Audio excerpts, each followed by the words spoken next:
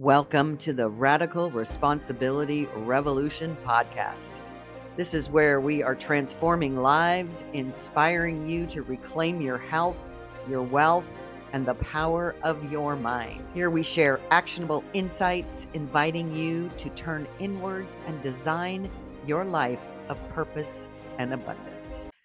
So, welcome back to another episode of Radical Responsibility Revolution. And today's conversation feels less like an interview and more like an initiation. I'm joined by Rocio Acquino and Angel Orengo. I'm practicing my Spanish, a creative and life partnership whose work feels remembered rather than invented. Together, they are the co authors of The Orchid, the Secret Code of Modern Goddesses. Ooh, I can't wait to get into this. This is a novel that is part story, part transmission, and part invitation to remember who you've always been. This book didn't arrive through strategy. It arrived through grief and forgiveness and lineage healing and a deep devotion to the dance between the feminine and the masculine, which you know I love. Rocio brings the lived experience of ancestral healing, forgiveness at the cellular level, and devotion to feminine remembrance. Angel brings a lifetime of storytelling, wisdom earned through both beauty and brutality, and a profound reverence for feminine leadership. And together, they didn't just write a book, they midwifed a world. And today, we're stepping inside of that world. So I am so excited for this conversation, Rocio, and I'm going to call you Angel in the English vernacular. And it's so beautiful. And we're going to jump into the book. And yet, I still want to just start with one question. When did you both realize that this wasn't just a book, but something that wanted to move through you? Because that is what this is. This happened at one point when I was feeling a profound transformation from victimhood to free. In that moment was, this is so huge that we need to share this with the world. And I didn't have idea how big it's gonna become because you never know. It's only at that moment when you decide, oh my God, how are you feeling what I feel? And was magical. Yes, Debbie, for me, we certainly felt that as we were experiencing our introspection. And then there were moments during the process of writing the book, bearing the book, that Mhm. I would stand up to Rocio and the people that were helping us and say, no, or yes, or the energy of the book is saying something else. That's when we knew Rocio, and we speak about it now all the time. We had a pulse on something that was guiding us, and it was alive. And it was Yeah. challenging to, at that moment, to recognize it because we were in the middle of I don't want to call it a storm because it was a beautiful storm, Mhm. but we were in the middle of it. But looking back, we now see it without a doubt. Yeah. Yeah, and so when I shared in the intro that it was a transmission, because that's the sense that I get. And I've heard this so many times in my life. Various writers will write these books that they say it was a download, it was a transmission from God, and they're using a different version of God that somebody's up there doing something. But you just really, this is a spiritual energy. At least that's my sense after looking and reading at the book in a different light than just a book. It really is this transmission. But I want to talk about that idea of going from victimhood, Rocio, because that is so important. That is the essence, the antithesis of what this podcast is: radical responsibility, right? When we are not radically responsible for ourselves, we are a victim, right? There's one or side or the other. There's no middle ground on this. So I want to talk about what you mean by you were in a victim mindset or feeling. What did that feel like or look like for you to transform that? Thank you so much for that question. I grew up in a culture where you were supposed to be at one point. The power is not inside of you, it's outside of you, right?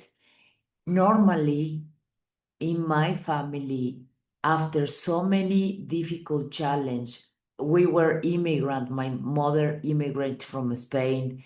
So at one point, she never took responsibility of her life because she didn't know. No one around her told her, you can do it because it's inside of you. On the contrary, when her father died, uh, the mother pulled her out at 6 year old, 8 year old from school to begin to work.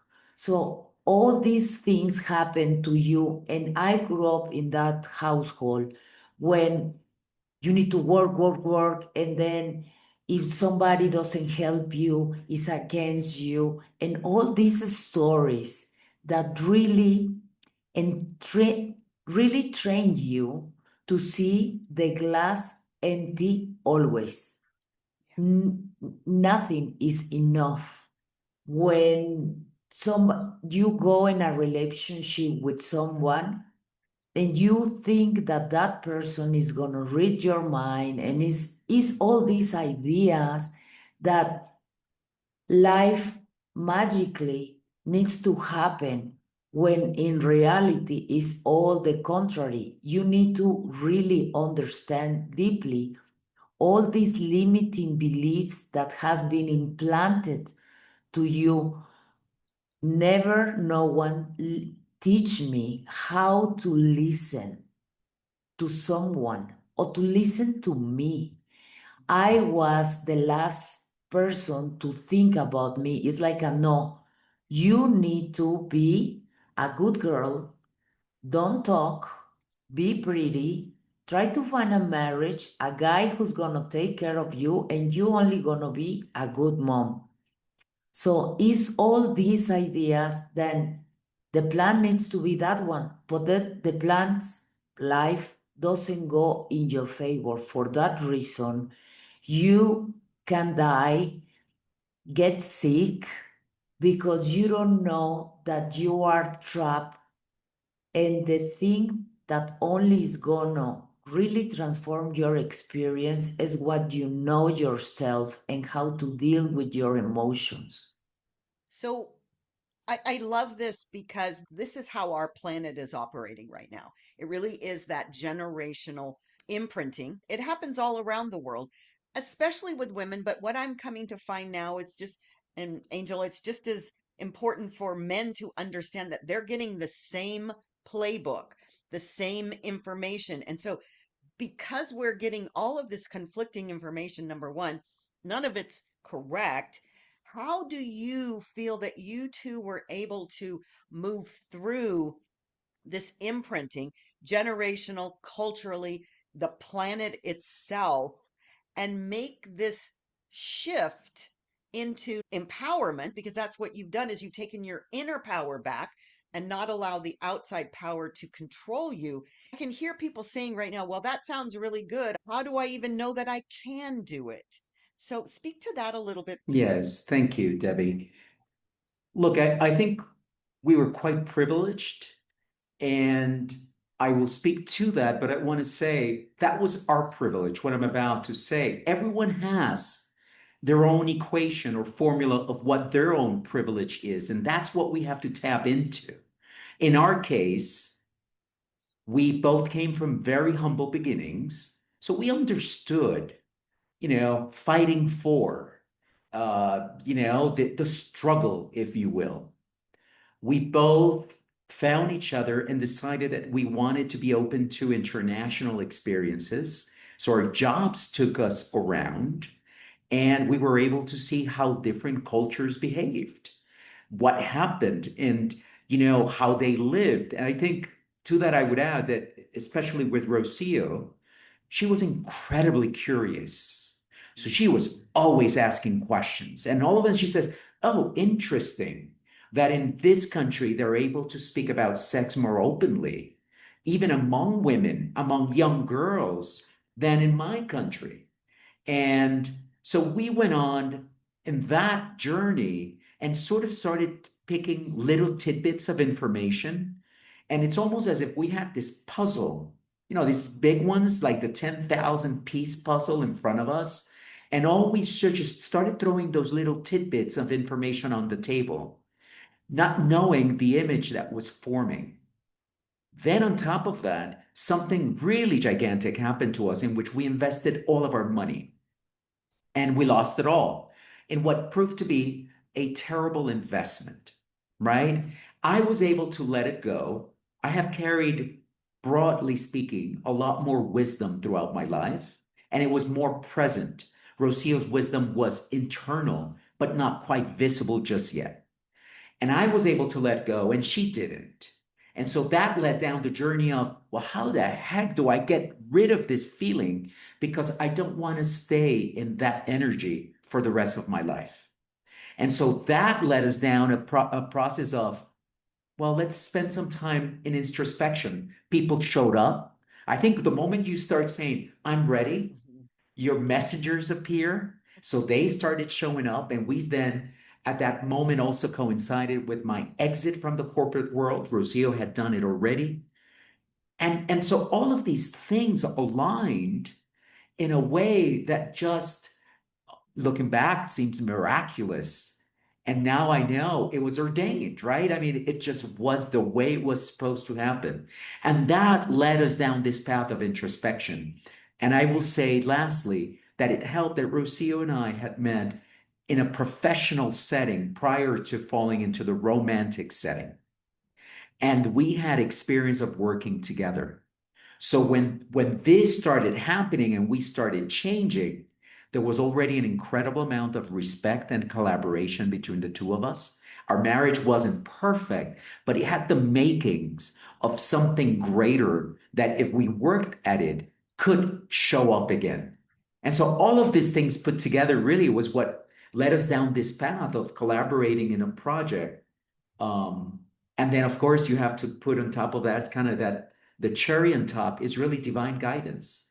It's just started filling everything around us, and that really led us to the beginning of a deeper project, which is, it begins with the book. Because Yeah. the divine guidance is not exclusive to someone. Is for anyone who is ready to listen. So we begin very small with the small changes in everything. A small, today I'm gonna be nice to me. And all these things to begin to the cycle of poverty, of the cycle of victimhood, the anger, all of them, little by little, we were healing myself, my all my mother, my grandmother, all the lineage to the back because I have two daughters. And I was seeing that I was imprinting in them what already the imprinting of me. I was speaking of them like you need to be careful. I was imprinting of them fear. And when I find out that you can change all of that little by little, you don't want to stop. That's exactly right. I'm so blessed to have this format so that I hear the same stories in just different iterations for people. Because what you're saying is, and this is what I want to really key in on, is once you made the decision, and I say this all the time, the universe, God, whatever word we want to attach to it, actually rearranges everything for our benefit. So that all of those things start to happen. It looks miraculous. It looks like magic. It looks like divine intervention. And it's just you saying yes. And the other thing that I find so beautiful is the curiosity. That's my word for 2026, is that you just Wow. were curious.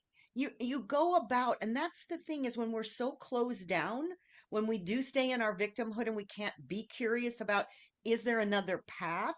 And so this has all ended up being an impact, and that's my other favorite word, is you are making an impact on the planet with this beautiful book that's right behind you that everybody can see called The Orchid. I want to talk about this book from the perspective that when I read it, it was like going to a retreat. I've been to so many different retreats, but you could see the transformation in these wonderful women who are just everyday people. And that's the thing, that this is not exclusive to anybody. As you said, this is available to every single person, especially women. And so let's talk about the genesis of this orchid. Let's just dive into what this book is about and how you birthed it. Thank you again, Debbie. We were experiencing so much change in our lives, so much positivity. We would come out of our sessions, our retreats, our classes, because we really dove deep into it, right? We took it with the same rigor as we took our professional development. And this is really critical. Rocio says it all the time. Spend on yourself. Yes, invest. It is the best investment you can do is on yourself. And so as we started seeing the change, I would ask her, are you feeling like I'm feeling? And she's like, yes, what is this? We're floating like clouds. This light energy, we were becoming part of it. We always have been, but we were remembering that we were, right? And one day Rocio gets up and she says, by the way, she always gets dreams. And it's kind of like the download of the orders come through her. And I just say, yes, ma'am. Right. And so that's how we operate. And she goes, by the way, I have this feeling that our project is about women. And I think that we should do a television show. And this did not originate as something that we wanted to do or needed to do. It wasn't a business. This originated as how do we share this love that we're feeling inside of us with others so that others can experience it the way we have. Now, to be fair, we're privileged in that we had savings and that we already had a pretty good marriage together. And so all those things worked on our favor. And at that moment, I said to Rocio, I don't know that we're ready for a television show. We come from the entertainment business, so we know people. But I said, I think we need a story first. And then we started talking and we realized that we wanted to do a book, but normally, and this has been our experience, I don't know how it's been yours and others listening. Sometimes when you pick up a self-help book in your hands, you put up your guard. Well, I don't know. Let's see what they have to say. Right. And we tend to close ourselves before we actually open ourselves up to the possibilities. So that's when we said, what if we did a story? Because human beings have been telling stories for millions of years. And so that's the origin of it. And we decided to put our story, everything that it's in the book, Rocio and I have either experienced it firsthand or our immediate universe around us has brought that to our attention. And something important that we need to say, not everyone has time and money to go to a master for 2 years, neither to read more than 200 books, and neither to go to so many places to experience really and to curate what can be a path.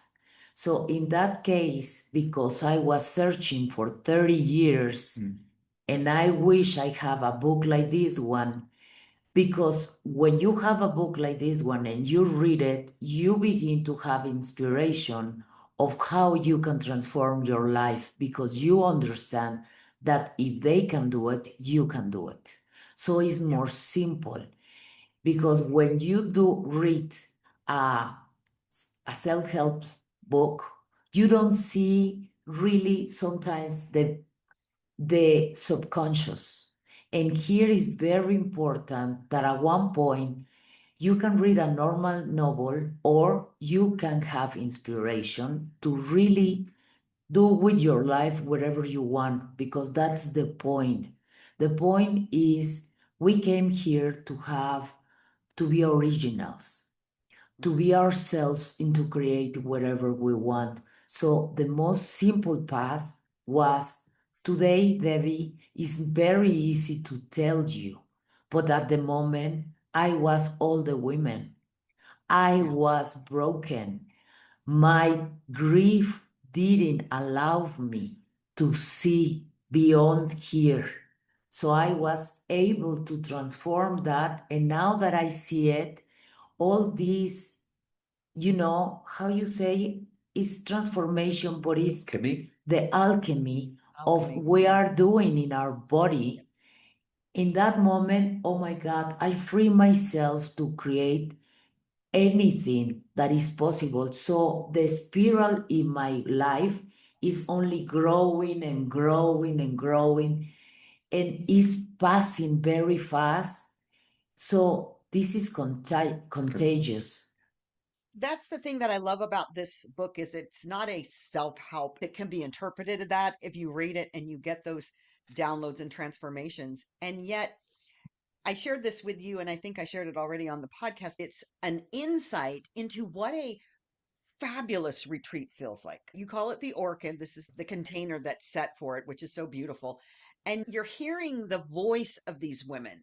You're hearing them tell their story. You're seeing their transformation. And as you just said, who has time to go do all of those things? We've done a lot of them, you and I, but a lot of people, this would be the perfect introduction to say, oh my gosh, I want to go do something like that, because it is like every retreat that I've ever been, the women that you describe, the experiences they had, the shifts that they felt, and somebody can see themselves in these women, which is the beautiful part of that, because those are the stories. And it is so important for us to really recognize that we learn through stories. We don't learn through a book that says, this is how you're going to fix your life. It's so beautiful that the format is delivered in such a beautiful way that somebody can see themselves. As I said, they're just everyday people. They're not special gurus or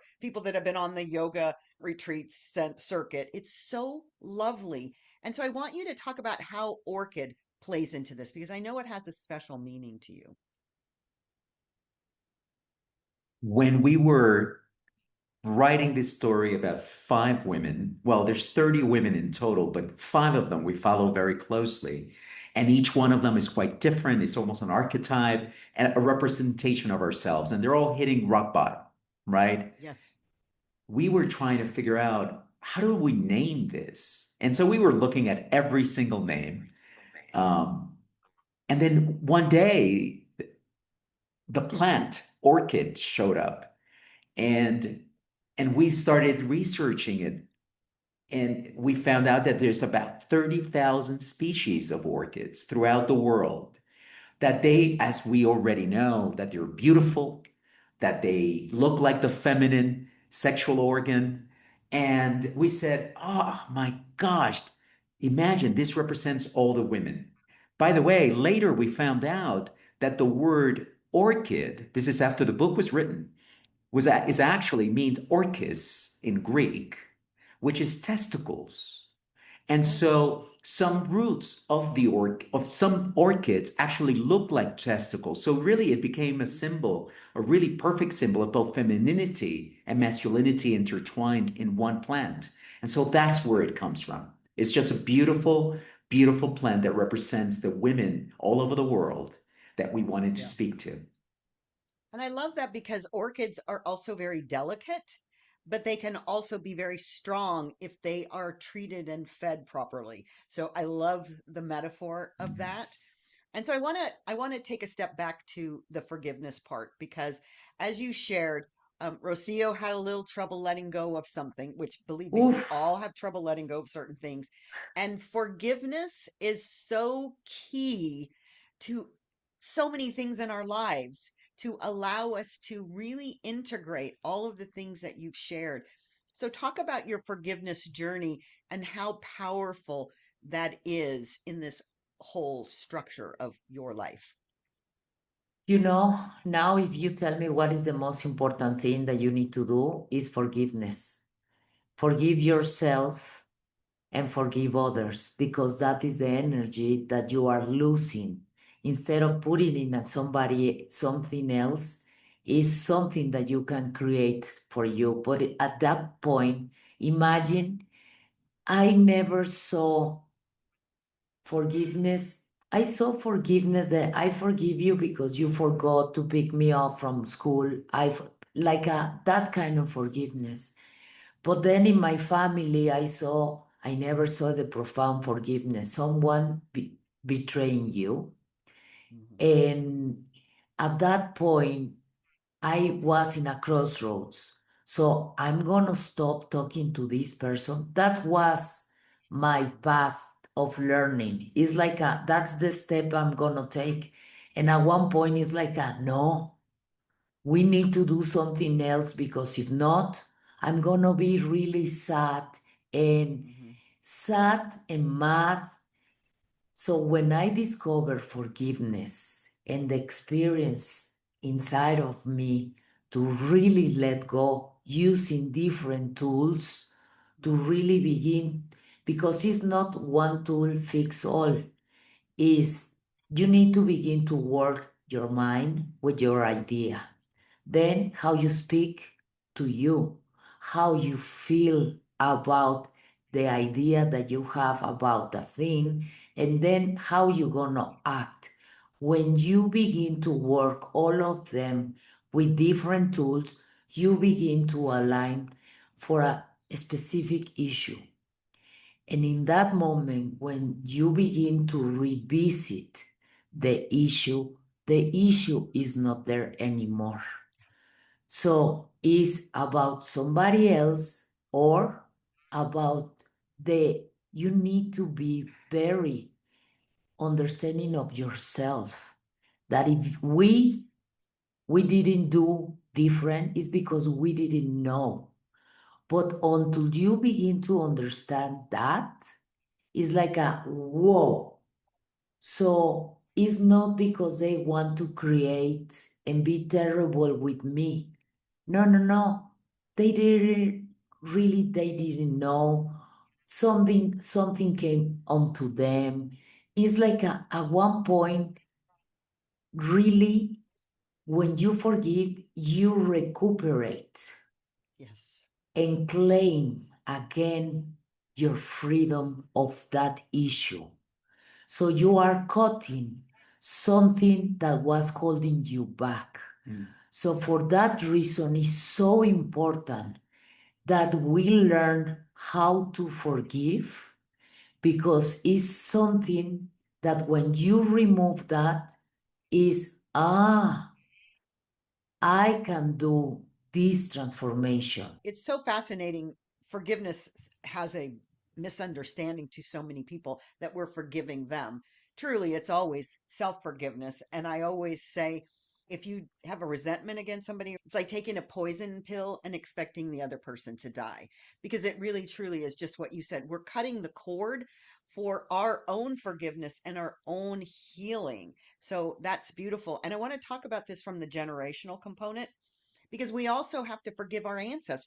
You've 100%.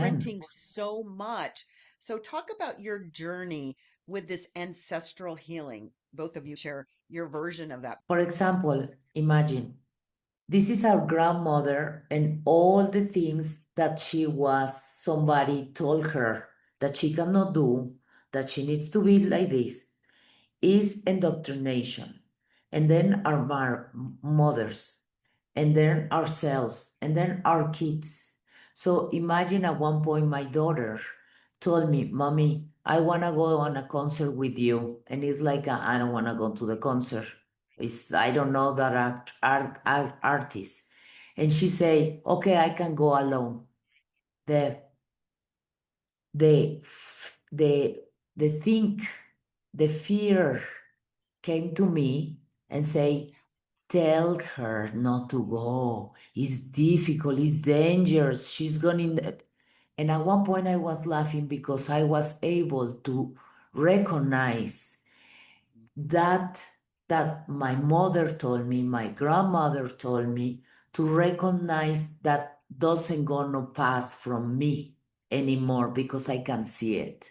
In that moment, I was laughing, and my daughter was, Mommy, for what reason are you laughing? And it's like, you know, a thought came to me to implant in you fear to don't go and live a life and be free.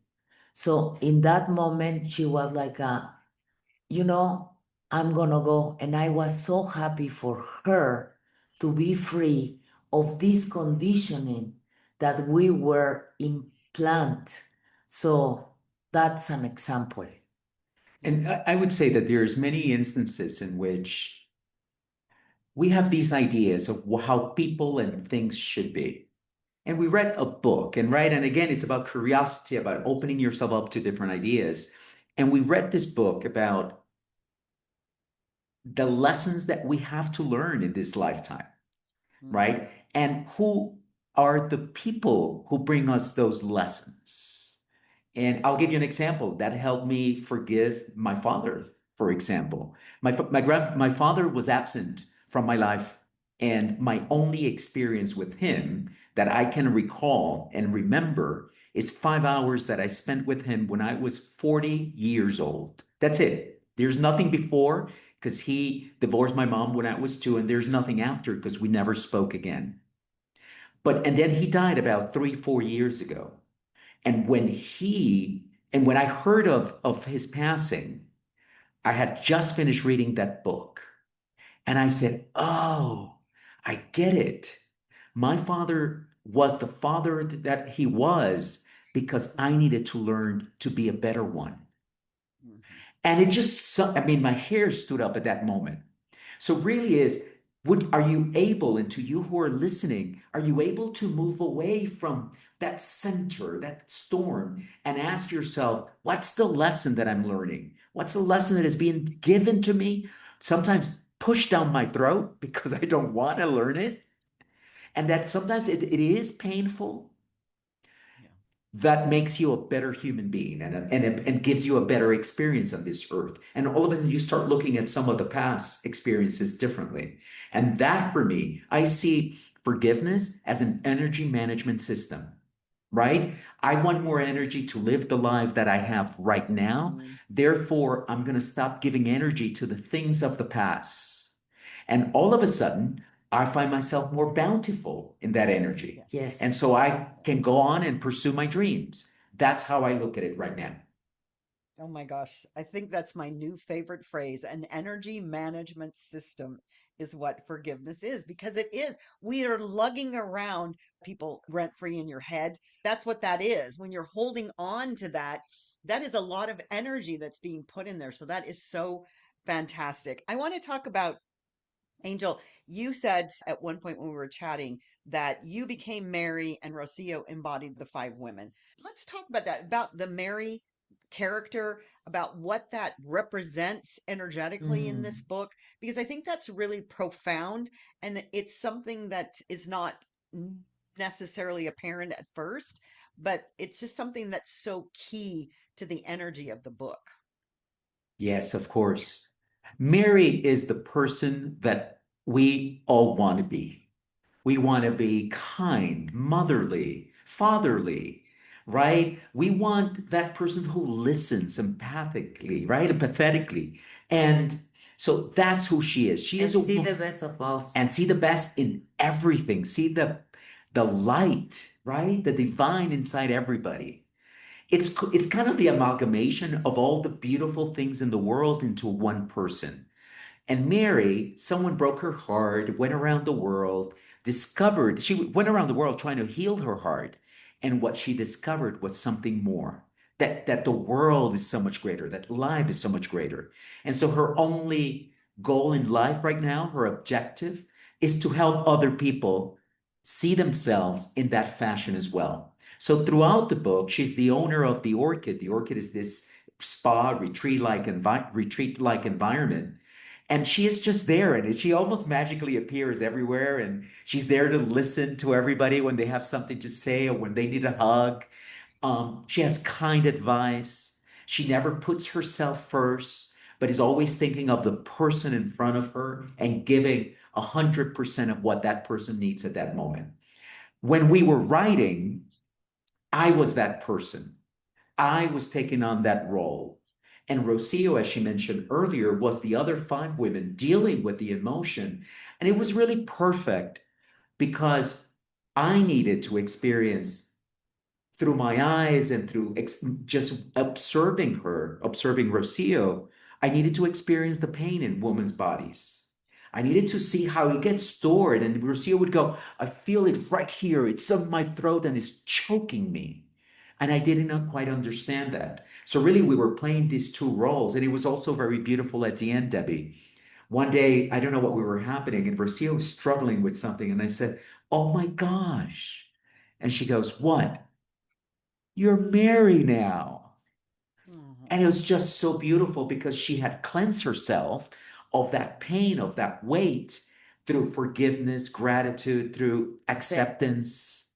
And all of a sudden, she was lighter. And she was already living in that new spirit, in that new sort of beginning. And frequency. And And I was experiencing another kind of life.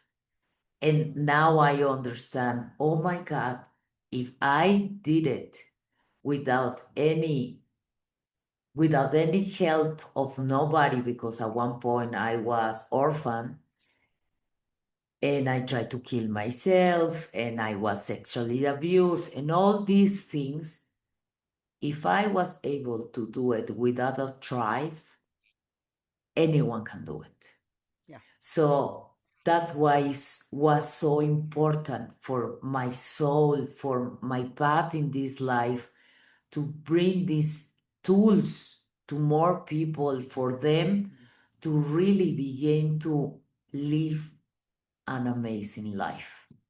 Angel, you said something so important, and I think I just really want to put a fine pin on that, that you were noticing or watching what a woman's body does when she's going through these feelings. And we talked about this a little earlier about the body being an oracle, because it is our oracle, it is our messenger. And we've gotten so far past this place of even listening to her, because it is in all species, the body is the information center. And so I think that's so beautiful that you, as a male body, were able to see it, and then just these two roles would switch. It is that energy that you just shared of the forgiveness and the gratitude and all of the things that we do not put enough emphasis on in this world. We are always in the hustle for success instead of looking at this success that you just shared. That is so beautiful. And I don't know who doesn't want that, honestly. I take that over having the trappings of success any day. And I really want to just talk about this masculine and feminine integration, because that's what it is. I talk about this from the feminine energy perspective, that we're just out of balance. So you two are just these beautiful demonstrations of a new type of balance. You don't have to be all of one or the other. It is truly the yin and the yang, the balance. Talk about that journey, how it was for each of you to discover and remember both aspects of each of yourselves. You.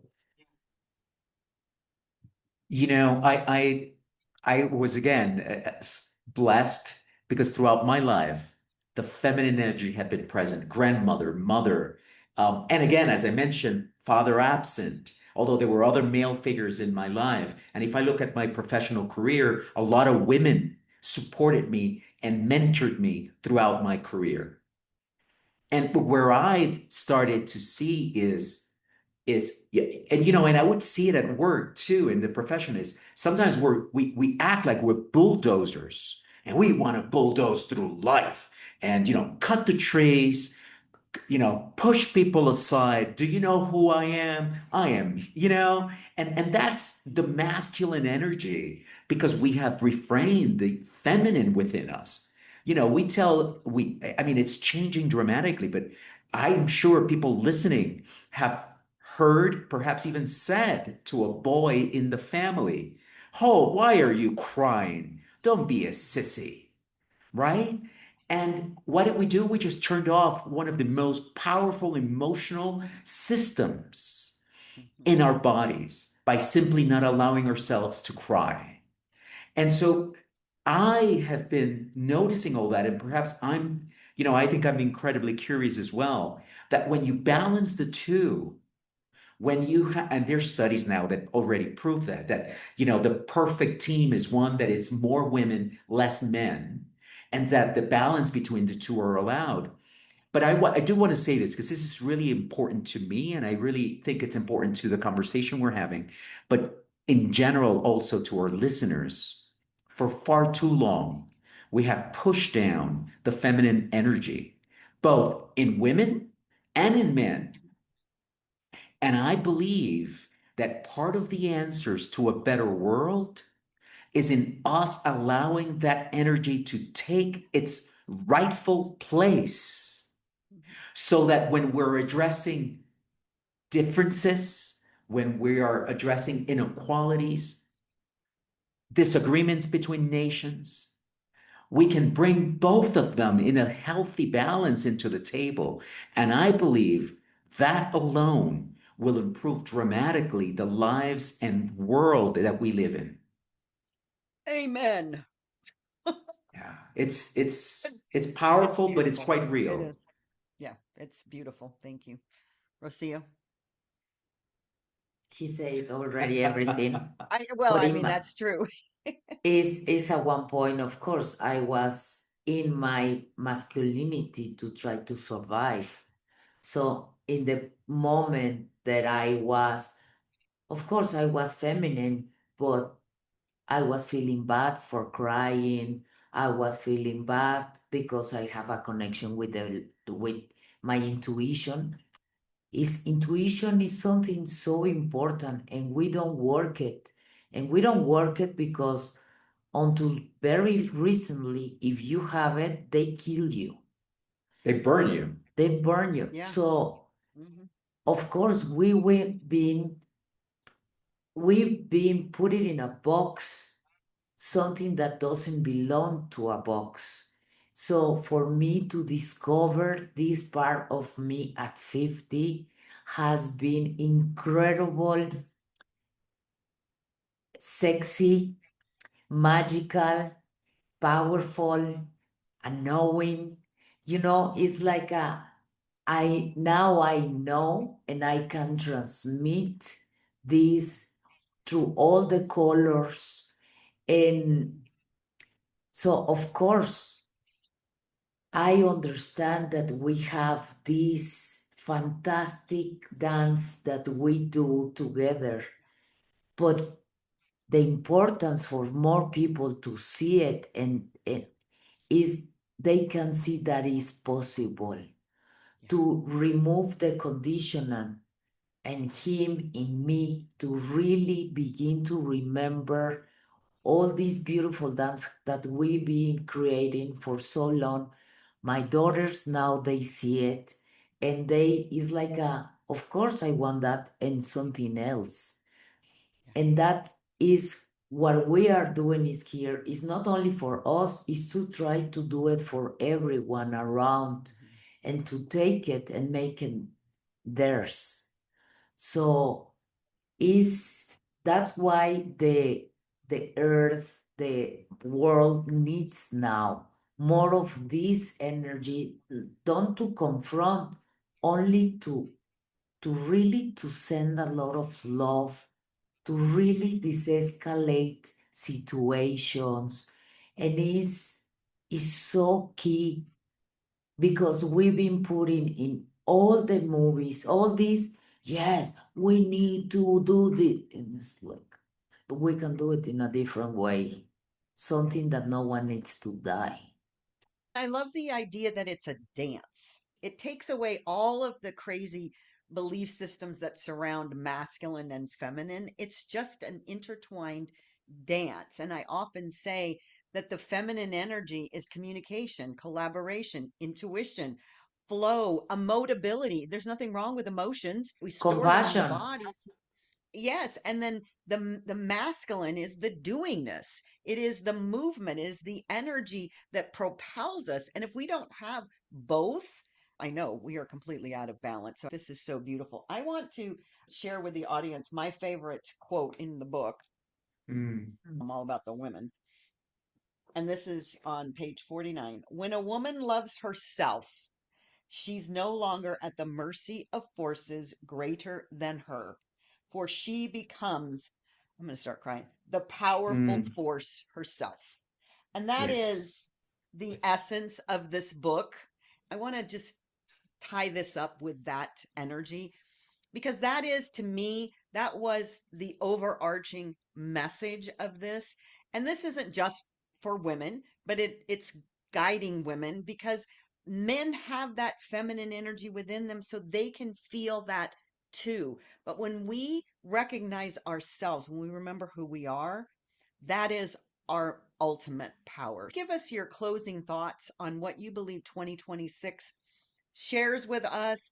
All of your information of how to get a hold of you, how to get the book, and all of that will be in the show notes. So don't worry, all of that will be available for everybody that's listening to this to connect with you. But I want you to just leave us with your wisdom now that you've really revealed so much of your world to us. What is your wisdom for 2026 for everybody in this energy that you've created? Each of you. Wow, thank you so much. It's the first time we're asked that question, so thank you. Yes, and I was crying already for Look, the quote. I think, Quote's beautiful. and this is what we try to convey in the book. The Orchid is a fictional place, by the way. It doesn't exist, but it exists in your heart, inside of you. And what we did is put on paper, we just took what was given to us so that in the process of reading a beautiful story about five wonderful women and their headaches and how they get out of their sort of drama, that you find inspiration. That for me would be the message for 2026. Find the inspiration that you need to go inside. Stop looking outside for answers.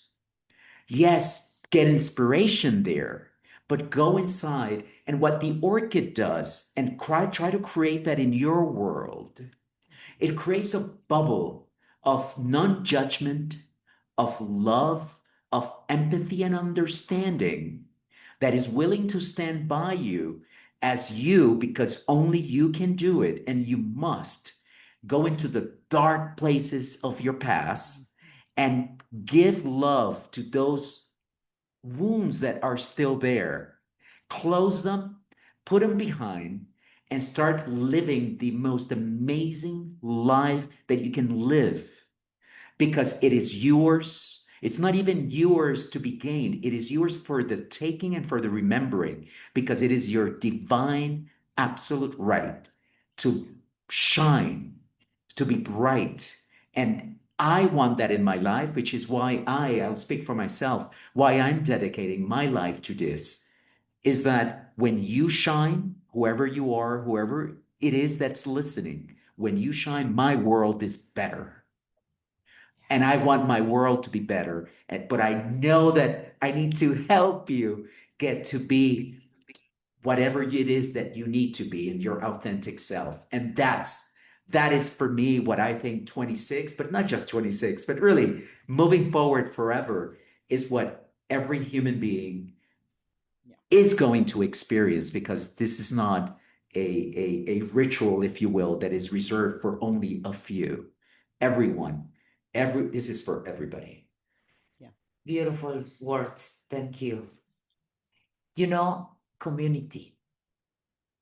You don't need to pass this alone.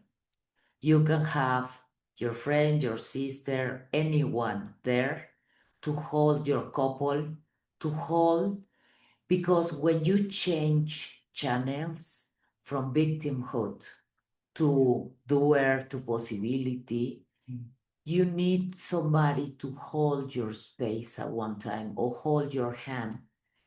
And that makes the difference because and can be a sister, anyone, a sister for another mother, but somebody at one point that can help you to stay in that vibration. to help to hold you accountable, to really help to move a little bit, an inch. So because that make this experience more rich. So that will be for me like bring that to your life. You only need to ask.